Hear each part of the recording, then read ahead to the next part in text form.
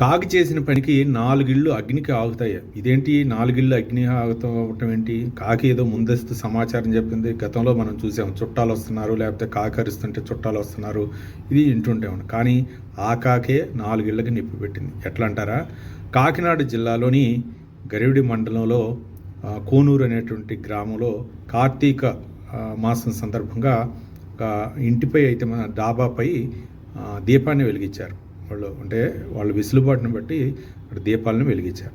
కాకేంటంటే కొంతమంది ఉసిరికాయల మీద కూడా దీపాలు వెలిగిస్తూ ఉంటారు. ఈ నేపథ్యంలో కాకి ఏం చేసిందంటే ఆ కాయని తీసుకొని వెళ్ళి పక్కనే ఉన్నటువంటి ఒక పూరింటి మీద వేయటం జరిగింది. తాటాకిల్లు ఈ వంతున ఒక్కసారి ఆ తాటాకిల్లు తగలబట్టడం, తర్వాత దాని పక్కన ఉన్నటువంటి 4 ఇళ్ళు పూరి గుడిసెలు కూడా తగలబట్టడం జరిగింది.